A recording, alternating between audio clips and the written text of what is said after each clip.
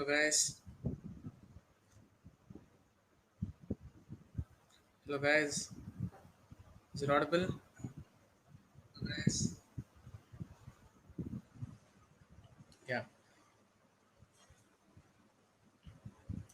In this video is about how we are going to prepare and crack the TNPC UPSC examinations which are coming within a year.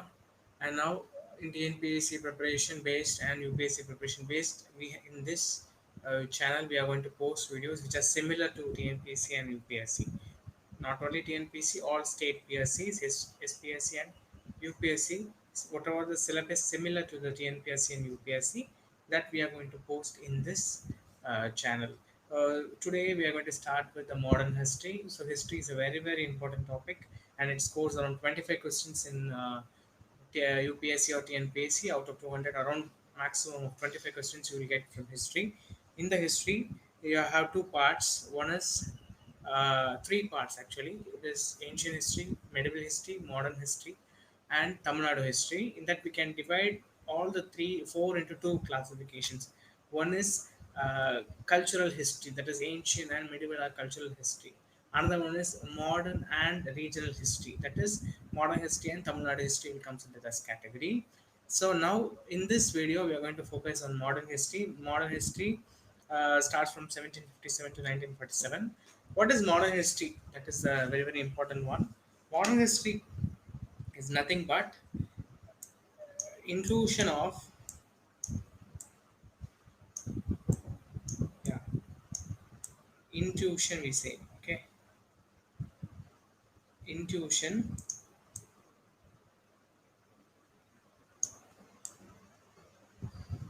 of Europeans. So Europeans, so they came to India and they ruled us in different uh, time time periods. On different timelines, they ruled our Indian country. But why is the need to study the advent of Europeans, all those things? Because first of all, we should know how our culture transformed after the advent of Europeans, how our economy transferred, how our social background changed. So all those things, whenever it is a past, we see it in a history. 2021 is present, 2020 is also a part of current, but 2019 it's a history. It's not a current. So similarly, we are going to see the history for the last 300, 400 years in the modern history. The reason for studying modern history is to know how the economic, socio, and cultural background has changed after the advent of Europeans, and how the independence of India took place from those European nations with a wild struggle. That's what we are going to see in the modern history part. So today we are going to just give a very small introduction, which is much enough.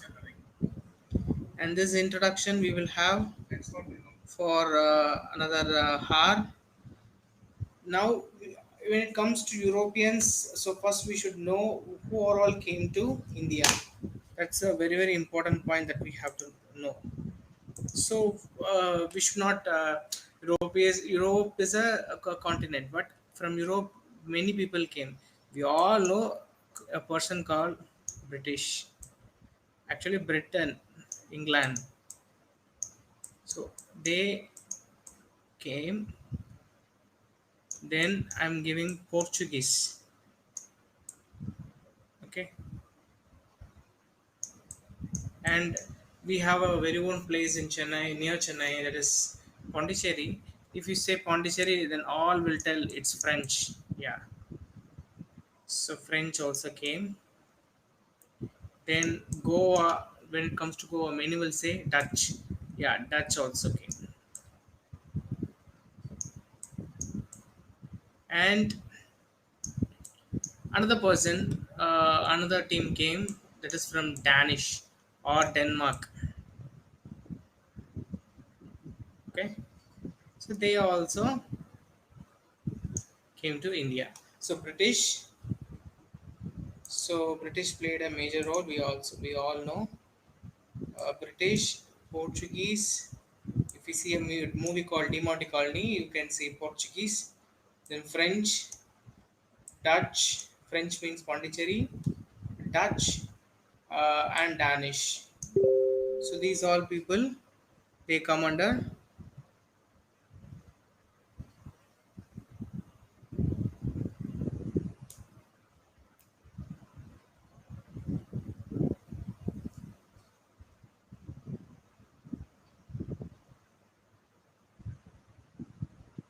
And now we are going to see about um,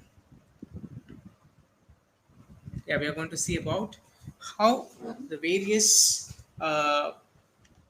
Europeans came, then consolidation of power by British.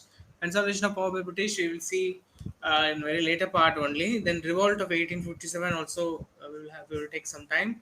The national movements. These are all will comes around 10 videos, 10 to 12 videos we will take for covering all these topics. All these topics are very important for both uh, TNPSC examinations and UPSC examinations. It's very important for all the group examinations in general studies parts. All these parts are very important, and we are going to cover these modern history in next 10 to 12 sessions, next 10 to 12 videos. This is the basic introduction series. So first of all, the reason for Europeans to come to India. So that is a very historical, there's a background. Okay, first of all, we have to know the Europe. Okay, so we should know about the Europe. So Europe is here. There are more than 70 countries in Europe. Okay, and one of the to be very clear, the main reason for the Europeans to come to India is uh, for missionary religion. Okay, this was a very first reason initially, not for India. It's about all the countries. They traveled across for trade, and they traveled for missionary across all the countries in the world. At those time, there was no Suez Canal, which connected east to west. Yeah, there was no Suez Canal, but so you cannot take a land route like this or sea route like this. But now we have Suez Canal for transportation, and one of the important current affair was yesterday also. Suez Canal was blocked by a ship, so that's also a very important current affair. Then from Europe to India. First of all, we should know the reasons. One of the reason is religion.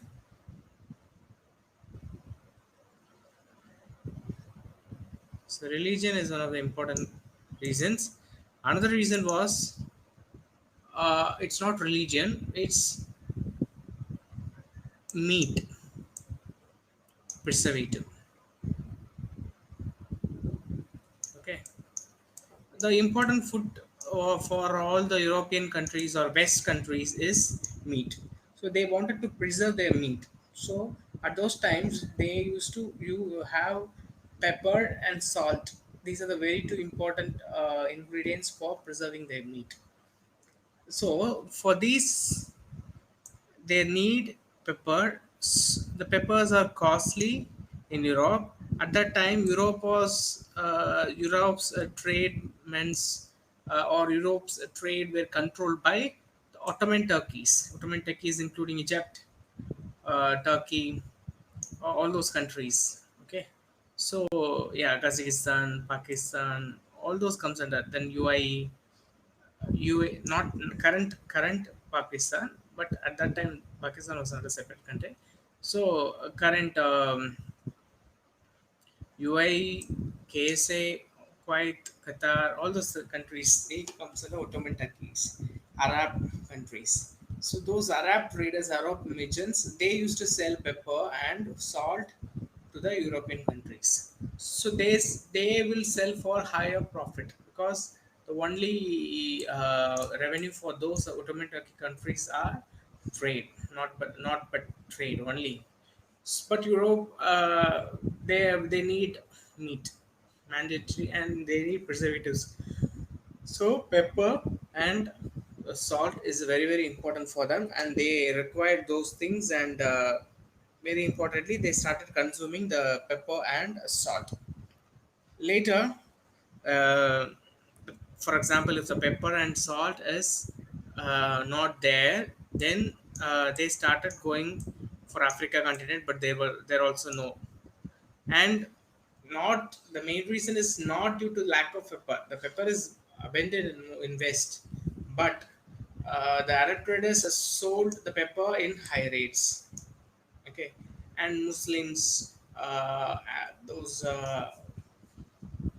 luxurious clothes, all those things are required for them. Actually, there was a treaty of Tord, yeah, treaty of Tordesillas. Uh, yeah, there is a treaty between Portugal and Spain. Portugal to go to the east, Spain to go to the west. Currently, the Venice is Rome, right, and Genoa is in Greece. These two were one of the greater partners of Christianity at the time. Currently, they are also transformed. All those Rome Empire is now not there, and Greek Empire was also not there. After Roman Greek, Portugal and Spain had the major power of Christianity, and they signed that Christianity has to be spread across the world, and Spain will go to the west, Portuguese will go to the east. So the first European country, people or traders to reach India is Portuguese. From 1498 onwards, Portuguese were the first people to reach India. Yeah, from 1498 onwards. Okay, Portuguese were the first people to reach India. So first, how was there was a king in Portugal. Portugal is this. There was a king in Portugal called Prince Henry. He's also kind of a navigator. He has aspirations towards sea routes, sea driving, and adventurous activities in sea. Yeah, navigation in sea. He likes sea navigation. So Prince Henry, he asked to go to the east. Go to the east. Till this is the west, and here will be east. So they asked to go to the east for checking whether there is any country where we have any resource or where we can trade and we can earn. Like that, they told to go, and they Bartholomew Dias was one of the person who drive the ship, and the Bartholomew Dias, he came across this road and he reached Cape of Good Hope. And at this Cape of Good Hope, how this name came was he reached the bottom of South Africa, and there was a heavy storm and heavy thunder, so he was not able to cross that cross that area. So he came back and he went back to the Portugal and informed the king that I couldn't reach the east because there was a heavy storm. So he named Bartholomew Dias named this point as Cape of Storms. But the Mr. Prince Henry said, after saying that point, did you see the sea? Is there sea after that point? Or if there is any route, you can see. Yes, he said yes. There was a sea road, and we can go forward through that route. And he said that is a good hope. Next time when we try, we can reach east. So he named this point as a Cape of Good Hope. So this is very very important. Next is Bartholomew Dias came right. Next is Mr. very famous. We all know. Vasco da Gama came from Portugal to Cape of Good Hope, and he reached to Calicut in India with the help of a Gujarat pilot. Yeah, he has a friend from Gujarat pilot, Arab friend. With his help, he reached Calicut of India. Now, in India, we have he reached the Calicut. The Zamorin of Calicut welcomed him because he's an white man. So he said he had a warm welcome and he was very, very happy. Uh, Vasco da Gama was much friendly with Zamorin of Calicut, and Zamorin of Calicut offered him when he returned. Vasco da Gama, when he returned, Zamorin of Calicut offered him 2 ships of pepper. So 2 ships of pepper. So he was very, very happy, Vasco da Gama, and he said, "Okay, my aim was succeeded, and now we can take this pepper and go to our country." So he reached back to uh, Europe, and then he got his king was advised once again to go. So this happened in 1498. Okay, so after that, Vasco da Gama didn't go. Okay, because later after the Vasco da Gama went, there was a wrong perspective. All those Arab traders, their Arab merchants, they spoke wrong about Vasco da Gama. That he is a bad man. He's going to rule you. He's going to change all this. He's going to get the trade from it. He's going to bring the army, like that he said. And Zamarin of Calicut, he got a bad impression on Vasco da Gama. So, what now happened was Vasco da Gama went back. Yeah, Vasco da Gama went back, and and then um, another person came, Pedros Alfres Cabral. Pedros Alfres Cabral. So we will just see these notes also. Yeah, Prince Henry. Then Treaty of Tordesillas signed between Portugal and Spain. We see. Then what Vasco da Gama. Calicut, being an interport, was very prosperous, and Arab traders were apprehensive on his visit. Earlier trading systems in India had numerous participants, but they acted according to the tacit rules of conduct. Then once again, Petros Alvarez Cabal arrived in 1500, and he said, "I am going to set up a factory in Calicut." But Zaran of Calicut was very angry, and he denied that. Then later, 1501, Cabral he shifted and he set up the factory at Cananur, Cochin and Cananur, Calicut to north of Calicut, Cochin and Cananur. He went there and he started a factory at Cananur. Later, what happened was once again there was a conflict between people, and later finally what made was in 1505 Portuguese East India Company was set it up. This is a very, very important question. When was the Portuguese East India Company set it up? It is 1505.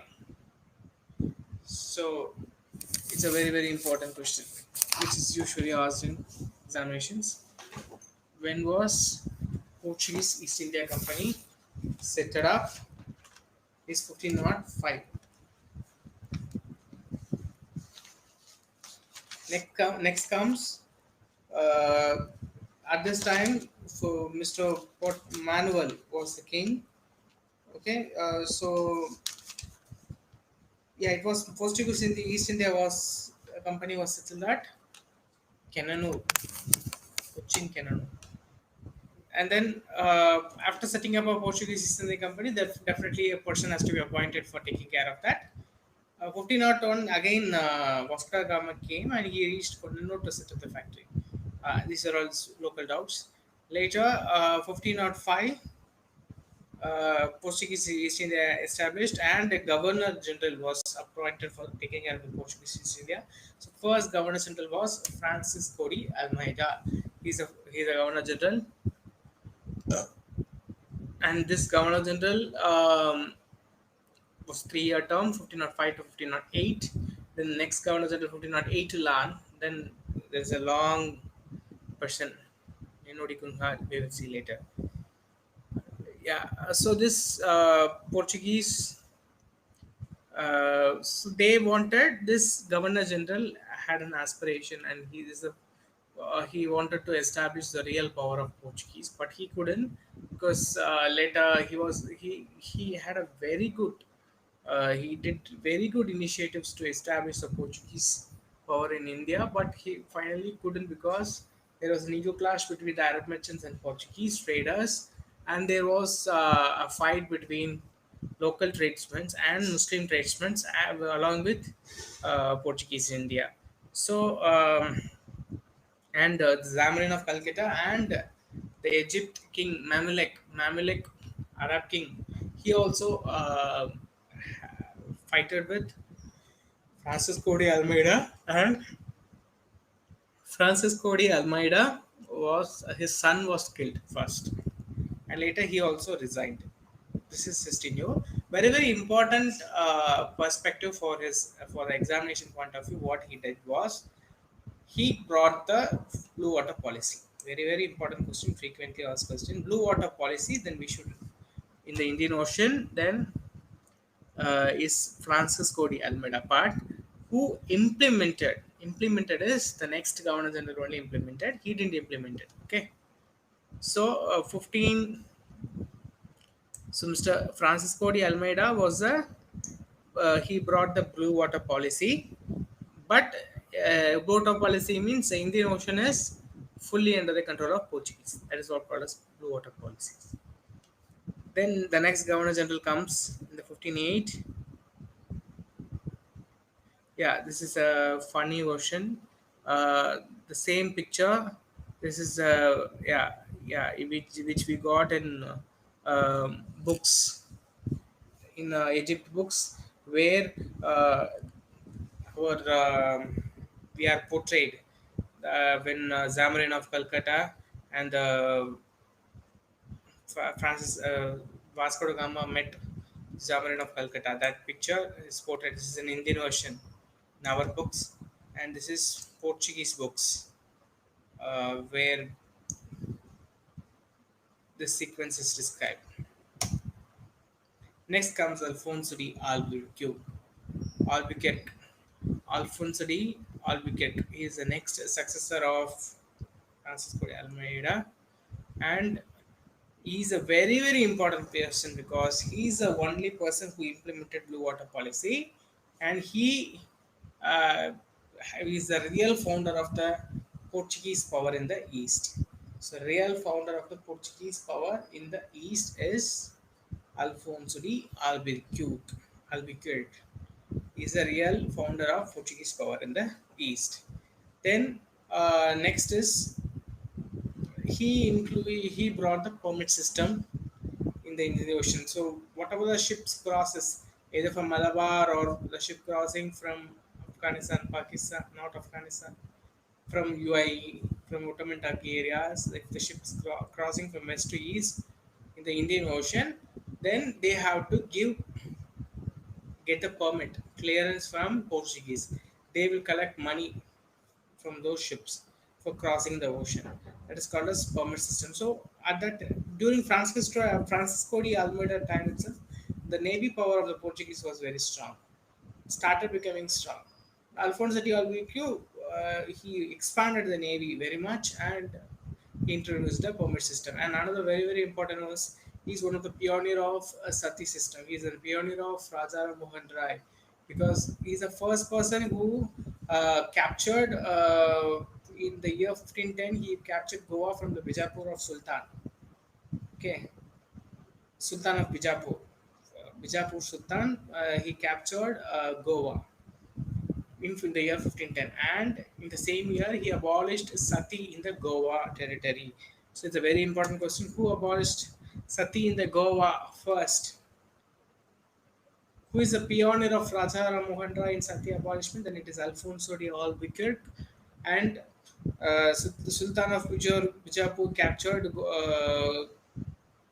They were defeated by the Portuguese in the year 1510, and he brought new crops like cashew nut.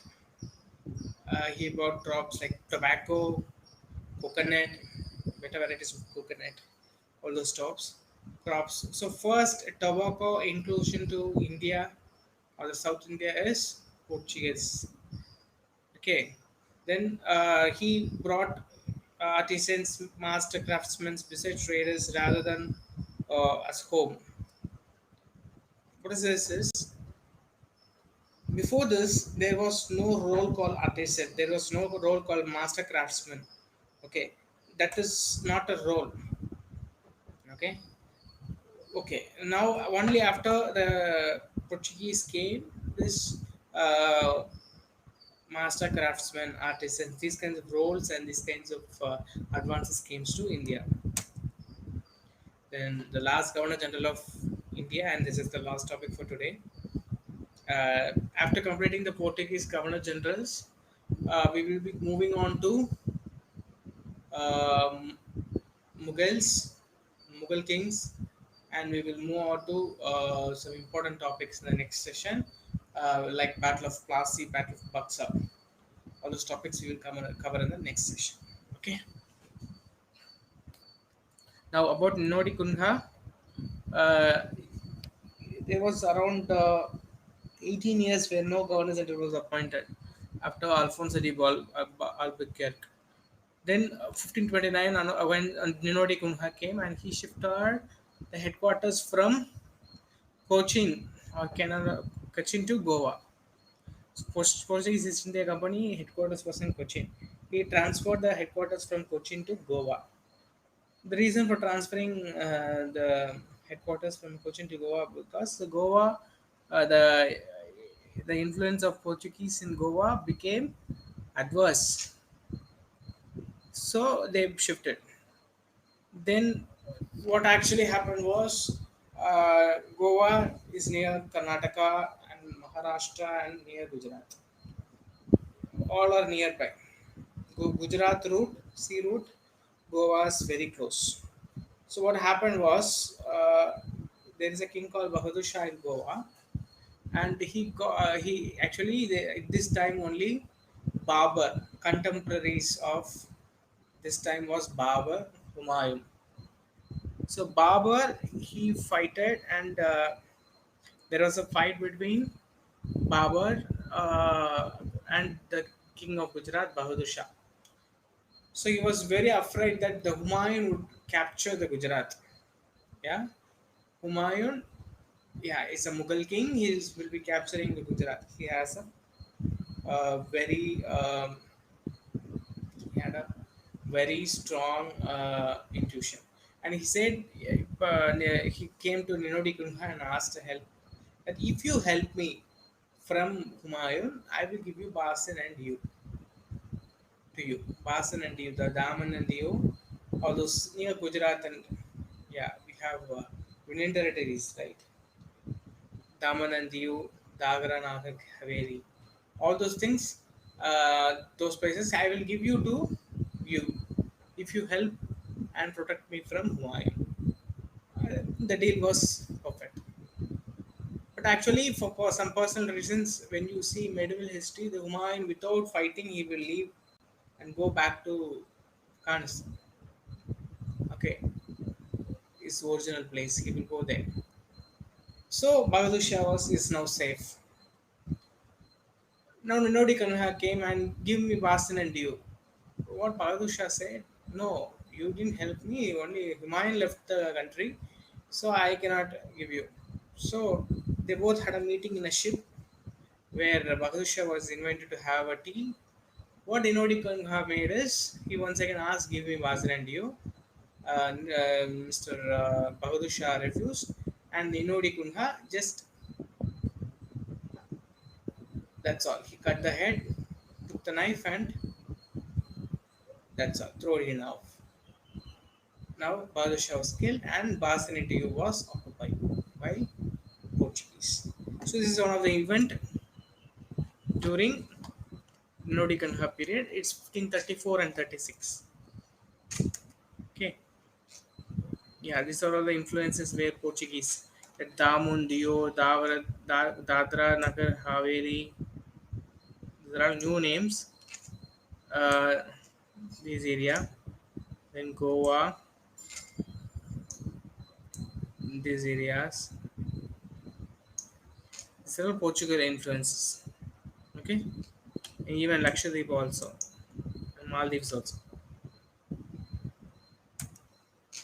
Now, what was the favorable condition for Portuguese to enter into India? Is all the rulers, regional, provincial rulers, were divided into small kingdoms. There was not a huge empire like Mughal Empire. Even Mughal Empire, Delhi Sultanate first broke down, and there was a time of Bahmani Sultans alone was there, and the Bahmani Sultan was ruling in the north, and there was a fight between Bahmani Sultans and Vijayanagara Empire, Krishna Devaraya. So then Vijayanagara Empire is a friendship of Portuguese, right? So everything was against the Mughal,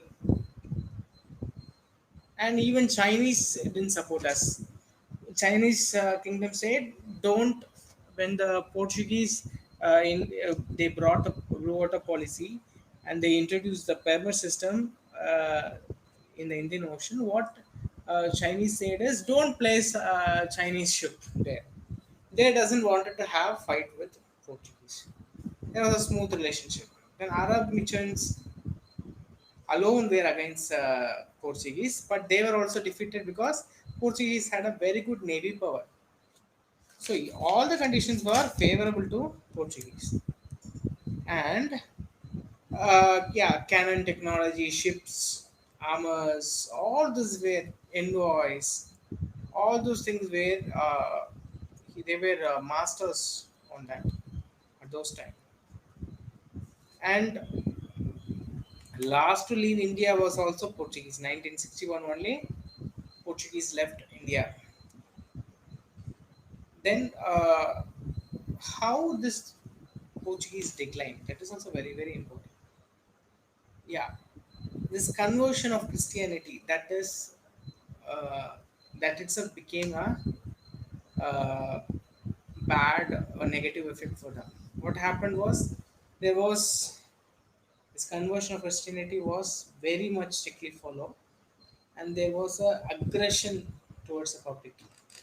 So the support from the public was completely lost, and in the sea routes, Portuguese started becoming sea pirates, and they started violent activities and dishonest trade. They started becoming dishonest.